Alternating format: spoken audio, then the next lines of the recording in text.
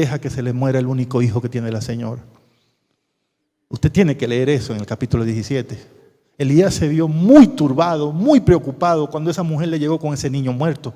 Él agarró el niño y se lo llevó a un aposento donde él dormía, que le habían provisto. Y la oración de Elías es extraordinariamente gráfica cuando él habló con Dios, porque él le dijo, en el capítulo 17, él le dijo a Dios: y también a esta mujer le vas a mandar todo este montón de problemas. O sea, fíjese la oración. O sea, y también a esta casa vas a mandar males. Como quien dice, a mí me tienes arruinado. Desde que me sacaste de mi campo, yo no salgo a camino. He tenido que aguantarme, pero yo no veo salida en todo esto. Pero me tienes aquí, y también a la mujer donde yo estoy la vas a arruinar. Y entonces Elías, dice la Biblia, por primera vez lo dice, que clamó. No oró, no, clamó. Y eso es un nivel más profundo de oración. 3 veces clamó Elías y se ponía sobre el niño, pidiéndole a Dios: trae de nuevo ese muchachito, trae de nuevo ese muchachito. Yo no voy a pasar esa vergüenza aquí. Trae de nuevo, devuélvele la vida a ese muchachito. 3 veces. Y Dios oyó la oración de su siervo, porque el niño estaba muerto. Para volver a la vida dependía de ¿qué, hermanos? De un milagro. Dios puso a Elías en una condición que si no ocurría un milagro, él estaba perdido. Y clamó y clamó y clamó, y el milagro se cumplió. Y el niño volvió a la vida. Yo me quiero imaginar cómo Elías tomó ese niño y se lo trajo a la vida y le dijo: no, mira, aquí está tu hijo, está vivo. Está vivo. ¿Y saben qué pasó extraordinario, hermano, en ese momento? Si usted lee el relato bíblico, la Biblia dice que la viuda en ese momento dijo: ahora yo sé que tú eres un hombre de Dios y que la palabra de verdad está en tu boca. Esa mujer era de Sidón, era pagana. Dios conocía su corazón, pero ella necesitaba llegar a tener fe completa en Dios. Y esa mujer había visto el milagro de Dios por muchos meses. La harina entraba a la cocina, cocinaba y no se acababan los ingredientes, aunque ella no traía nuevos. Pero a pesar de ver el milagro todos los días, la fe de esa mujer no había sido totalmente cimentada. Cuando vino la desgracia grande en su vida, Dios sabía, Dios no mató a ese niño, Dios sabía que esa mujer iba a pasar por eso. Y Dios decidió en su plan para salvarla que el más grande profeta de él lo sacó de una cueva donde Dios podía darle agua y harina y carne y todo ahí, pero lo sacó de esa cueva, lo mandó a la casa de esa mujer para que cuando le pasara la desgracia que le pasó, Elías estuviera allí y la ayudara a tener fe en el Señor. Y ahora esa mujer también había tenido su encuentro transformador con Cristo.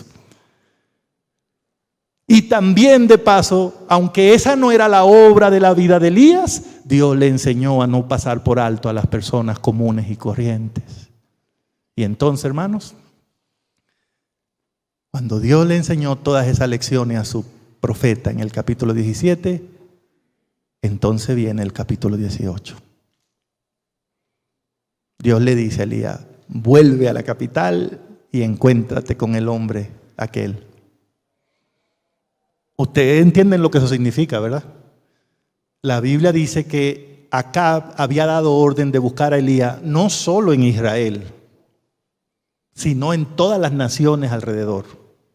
Y había hecho que los gobiernos de las naciones extranjeras le juraran por sus dioses que no lo habían visto. O sea, era tenaz la cacería que tenía Acab contra Elías. Y Dios le dice: vuélvete a la capital y encuéntrate con él. O sea, le está diciendo: ya sabes. Y hermano, ese hombre, por supuesto, acostumbrado a ver milagros, a ver que Dios contesta, que Dios hace siempre lo que dice, se fue a la capital. Se encontró con Abdías, el siervo, y le dijo: dile a tu amo que yo estoy aquí, que nos tenemos que ver. Y ustedes conocen la historia, cuando se encontraron cara a cara Acab con Elías. Acab medio temblando: ¿y tú eres el que tiene alborotado este país? No, alborotado lo tiene usted y la familia suya, que han metido un montón de ídolos acá. Pero ha llegado el momento cuando este país tiene que saber si es Baal el Dios o si es Jehová. Así que reúname toda la gente en el Monte Carmelo. Y traiga a todos sus sacerdotes, que aquí va a quedar la cosa lista. Y ya ustedes conocen la historia, hermanos. La historia es que el siervo de Dios, solo ahí, 850 sacerdotes falsos, 400 de Baal, 450 de Astarté. Pusieron el altar con la vaca, con todo, leña, y cada grupo iba a orarle a su Dios. El Dios que mandara fuego y quemara el altar con el sacrificio, ese sería aceptado como el Dios verdadero. Y todo el pueblo estaba ahí, y el rey estaba ahí.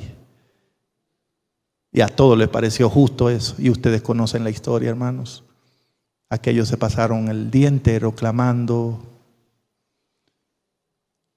Hay una cosa interesante que dice Elena White. Elena White dice que Satanás en ese momento estaba deseando hacer algún truco para que esa cosa aprendiera.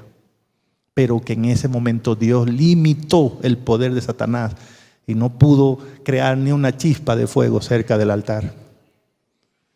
Y entonces ya cuando ya se cansaron después del mediodía a la hora del sacrificio, Elías preparó su altar y ustedes saben, hizo zanja, lo llenó de agua, muchas veces agua le echó. Y ahí estaba ese profetita. Yo quiero que ustedes me digan, hermano, ¿qué ustedes creen que le hubiese pasado a Elías si él ora para que caiga fuego del cielo y no hubiese caído ese fuego? Hermano. Es decir, Elías estaba en una condición que dependía de un milagro de Dios. Pero todo el trayecto a través del cual Dios lo había llevado, lo había preparado para ese momento. Él sabía que Dios escucha. Él sabía que Dios contesta. Y él sabía que Dios es poderoso y que hace milagros.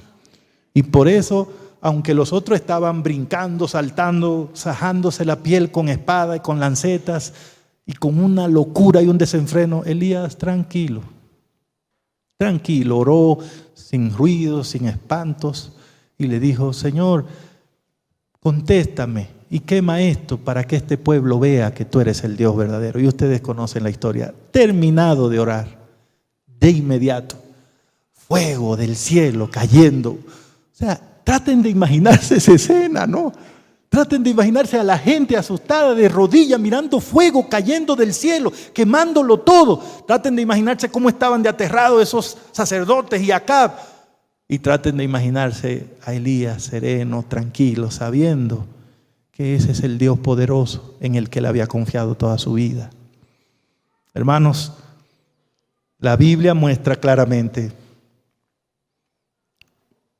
una lección que debemos aprender. Antes de que Dios pueda obrar a través de nosotros, Él siempre obra en nosotros. Dios quiere producir un encuentro transformador en tu vida, porque eso es lo único que te puede capacitar para glorificar el nombre de Dios.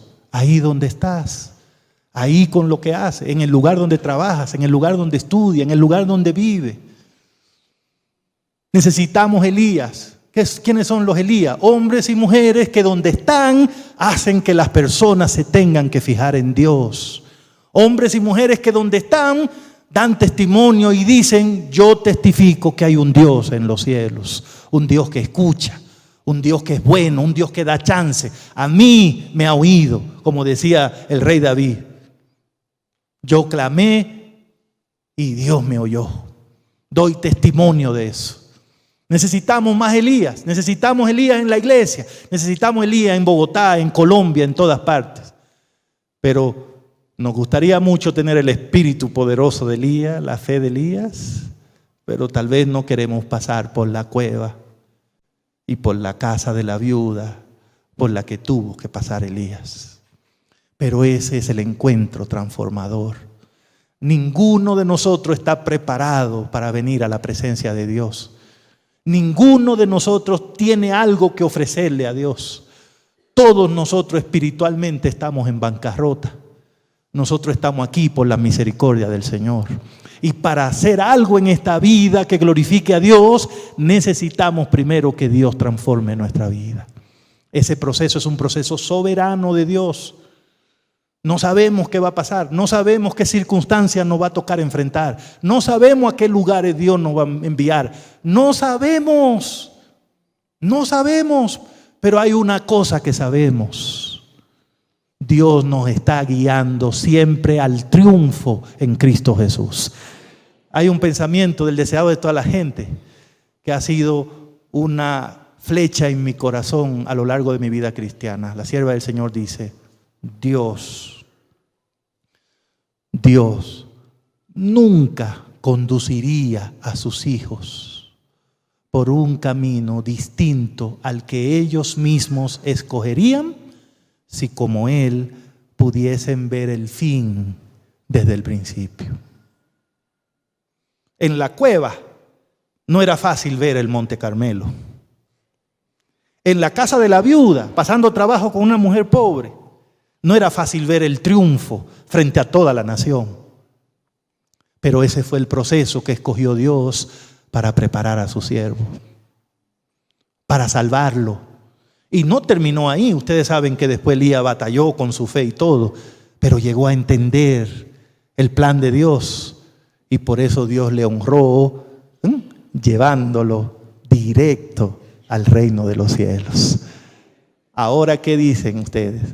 Si alguien dice que Dios trató mal a su siervo mandándolo a una cuevita, si alguien dice que Dios no fue considerado con su profeta mandándolo de una mujer que ni tenía para ella, ¿cómo nos queda el rostro cuando vemos que a ese profeta Dios lo honró, llevándolo de inmediato a las mansiones celestiales? Qué linda lección, hermanos queridos. Y al terminar esta serie...